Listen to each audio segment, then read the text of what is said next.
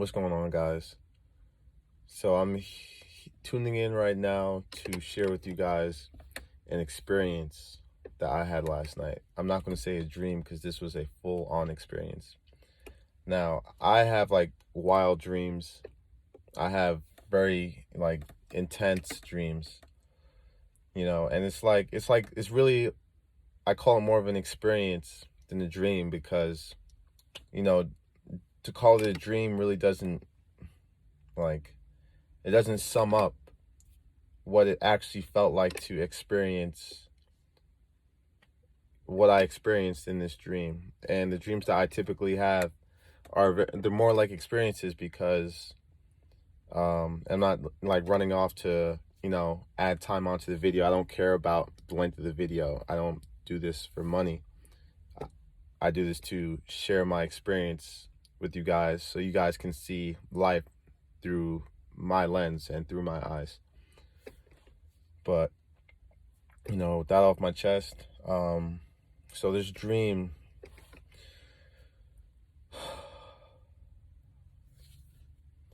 life is so deep. Life is so deep. And I'm just going to focus on telling the story, But like I said, my dreams are more like experiences because I'll go through a dream and I'll wake up feeling like a different person because of the experience that I went through. I feel like my dreams teach me about myself more than anything else in life. My dreams that teach me about myself, because when we dream, that's when we're interacting with angels. That's when we're in a completely different plane, experiencing life. We're not in our body. We are experiencing a whole different journey, but as ourselves. So, just focusing on the subject. Last night I had a dream, and to let the story out to you guys, it was unreal, but it led me to my purpose and it connected me to my purpose 100%. So, I had multiple dreams, and again, I'm not stalling, guys. Like, I don't care. But anyway, I had multiple dreams last night, but the second dream, the first dream actually taught me a lot too. It kind of taught me to stop, acting like I don't have flaws. And it's not that I do that, but, I slip up here and there, like sometimes I do need to take more accountability. So the first dream I had just kind of reminded me to take accountability sometimes, softly. But the second dream, and I take lessons from all of my dreams. I write my dreams down. I have a dream book. I write all my dreams down and just the experience. But the second dream, guys, like, I can't even tell you how insane this dream was.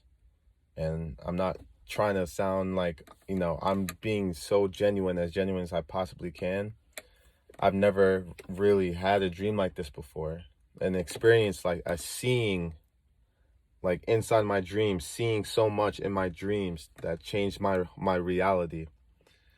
But just jumping into the story. So it starts off, I'm downstairs in it's like a studio, and there is my ex-girlfriend. Her name's Gina, white girl, in case you guys are wondering. This was more before I was more spiritual, but it was my ex-girlfriend, and it was like another one of my friends. And my ex-girlfriend just had on like a tank, kind of like a bra on. She just had a bra on, and yeah, and like she had actually just finished getting surgery work done, like for her body though. Like she tweaked her body, and you could see like the lines, like how post-surgery scars, like like breast implants, like they have the line, like you could see the line like on her sides. And it was weird because this is like my ex-girlfriend that I was staring at, but her body was altered in the way that my dream altered her body, right? So You know, I'm going to keep eye contact with you guys. I'm going to focus on making eye contact. So I saw the lines, and it was weird looking at my ex-girlfriend with these altered lines. Like, her body was literally, it was literally my ex-girlfriend's body and her, but her body was altered, like she just had gotten surgery work done. So, you know, I want to be very vivid with you guys, because this dream, I don't want to cut out anything. I want you guys to see this dream the way I saw this dream. So she had post-surgery work on the sides of her body, and the words that came out of her mouth, she said in the dream, she said, like, I don't remember the first couple words. I think it was like, okay, I'm ready. I'm about to go sell my soul to the devil. I'm about to go give away my soul to the devil. Like, she said so casually, because, you know, it's my ex. Like, the way she spoke was very just like, you know, just like nonchalant. So she's like, all right, I'm about to go sell my soul to the devil. And she, you know, this is her, like, with the body lines, like the altered body. So it was already just, you know, saying, like, you know, she already gave herself to the devil. So she's like, I'm about to go sell my soul to the devil. Like, I'm about to go to this ritual. So, and like, when she said that, like, she turned her back, and when she turned, she kind of had like a Freemason symbol on her back. And it was weird. It was kind of like the same exact color as the scars. She had, like, it was, when I say the scars, like, she just got the surgery work done. You know, like, it was like probably like, it was like super, super recent, basically. So she just got the work done, and like, she turned, and like, her back had like the Freemason sign on it as well. And she's like, all right, I'm about to go sell my soul to the devil. And she's like, I'm about to go to this ritual. And so she, like, the dream just changes, and now we're in a mall, but the mall is like where the ritual is. And there's like probably like, it's like a class. Imagine a classroom of people. You know how people are like in lines and stuff in a class? That's how seeing these people were in my dream. But it wasn't a classroom, it was like a mall. So it was like a bigger area. And there was just like multiple people there, like all selling their souls to the devil. And, you know, they were all basically just giving their soul away to the devil. And that's like what was happening in that dream. In that dream, I saw basically the world giving their soul away to the devil. And in my dream, because in my dreams, I'm actually a conscious person. That's why I call it an experience, because I'm downloading information inside of my dreams. So just you know, stick with me, guys, hang with me. Like, I'm trying to make this dream as vivid as possible, but there's such a message. So I knew in my head that I was supposed to save her, and like save them, you know, save everyone. But at the same time, like, you can't just go out and do things like that. You know, you can't just go out and save everybody, because, you know what I'm saying, like, that in my dream, that would have been the last day I would have been alive. Just to be honest with you, it would have been the last day I would have been alive. So I know better than to, you know, go out and try and save the world just like boom. But, you know, in my head, that's like the intuition, what my intuition pulled me to do. But I knew I couldn't do that. So that's when I started to wake up. And, you know, I felt myself waking up in the dream, but I was like, I knew I was supposed to save her. And then I woke up, and basically, yeah, like, an angel was in my head, like, told me to save her, you know, but not just to save her, but to save the world. And, you know, this is my conscious talking to me. This is not me having an ego. This is not me trying to do anything, right? I'm very based. So whatever I say is like flat out, like, I live in the truth. I am the truth. Just manifestations, but they are true. Everything I say is true. You know, I don't believe in lying, because that's bad to the universe. It's bad to put out lies in the universe. So I only speak the truth. You know, I'm a man of God. God is reality. God is the truth. That's what I am. So, was, I don't even remember like why I got into that, but so basically I woke up right after, like something pulled me out of the dream, and I look at the clock, and the clock, this is where like it really, really got weird, like it really got crazy. So the clock, I look at the clock, and basically in seconds it goes from 4:43 to 4:44. So I wake up, and like I said, it's 4:43 in the morning. I look at the clock, it switches right to 4:44.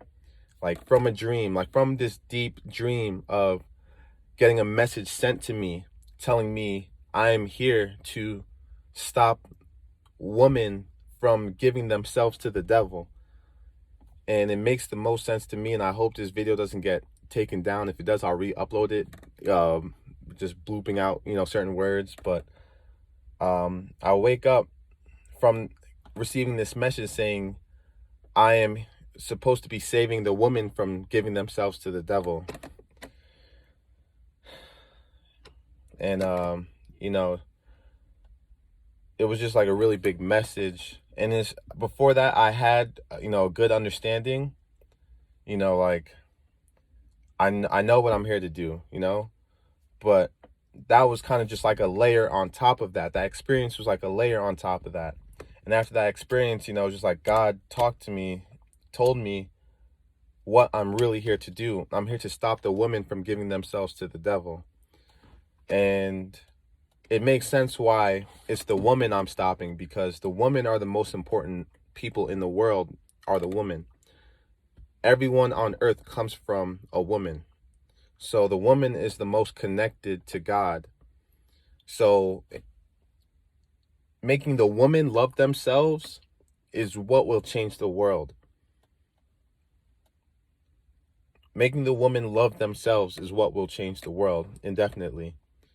So, and when they love themselves, they won't be doing things like tweaking their bodies. That's satanic work. God brought us here to be God brought us here perfectly. We're all perfect. We're all perfect. No one's ugly. No one's better looking. We're all perfect. That's all matrix shit. That's all third dimensional shit, calling people ugly and things like that. Because in reality, it's all opinionated. What one person calls ugly, the next person might not call ugly. So it doesn't really exist. It's all in the mind. So in reality, there's no such thing as ugly. It's just a conception. It's just a thought. But yeah, waking up, having that experience, having that deep kind of dream, like where my ex was really talking to me, like, all right, I'm about to go sell my soul to the devil. Sheesh. Like, go to this ritual. And then like she goes, and like, there's a bunch of people at the mall, and they're all like, it's kind of like a worshiping kind of thing. Like, I didn't really see the people, but in my head I saw the people, and they were kind of just like on their knees, kind of just like a ritual kind of thing. And yeah, just sharing that experience with you guys. But God told me in that dream that I am here to make the women love themselves, and it makes sense. It makes sense to me. I definitely believe I have the power to do that. As I'm be honest, like, I believe I'm the best looking, and this is literally like, whatever, I don't give a fuck, I'm gonna be raw with you guys. I believe I'm the best looking black man on earth. I've yet to see a better looking black man than me. And I might not look the freshest right now, whatever, right? But I'm growing out dreads right now. So, but regardless, staying away from it's not even an ego, it's a genuine, idea I have of myself, a thought I have of myself. But I'm not saying this to talk about myself, brag about myself. I'm saying this because I have this power, I have this influence, I have this image. And putting myself in the right direction, using myself in the right way, I can change the world. So that was my dream experience. And like I said, I woke up and it was 4:44, and I looked up what 4:44 meant, and it was basically like the angels are, guiding you right now. You're on your purpose. Stay on your purpose. And like, you could look up 444 if you'd like to. Use a couple of other things as well, but that was my dream experience. And I woke up and I had this deep voice in my head. And if I went back to reality, this is when I'm awake. If I went back to reality, my reality thoughts, then that voice went away. So in order to stay connected to that voice, I had to be in a meditative state. I couldn't wander back into real life. I couldn't start thinking about, drama and stress and worldly things. I had to stay connected to this higher voice that was in my head. And that higher voice basically told me, it's like reaffirmed what I was thinking. And it was just like, you have to, not even you have to, but you are here to do these things. So, and I firmly believe, like, even before the dream, like I said, I believed that, but that was my experience. That was my dream that I had last night. And waking up at 4:44 in the morning, it was just like, wow. So, yeah, guys, that was my dream. And, that was my experience. Like I said, I don't call dreams, I call them experiences, because you learn from those dreams and you actually experience life in those dreams. So, yeah, peace. But thank you for listening again. And the spiritual journey goes on. Spiritual journey doesn't end. Who knows what I'll dream about tonight. I doubt right now my YouTube channel sucks. No one watches my videos at all. So no one will probably be watching this for the next like 7 months, 8 months. But, stay tuned, because this isn't the end. This is not the end. I feel like every day, passing day, is more and more the beginning of something. So stay tuned. Peace out, guys. And thank you for listening to my dream experience. And I hope you are now tuned into my life journey, because it's one of one. It's one of one. So peace out, guys. And I'll catch you on the next video.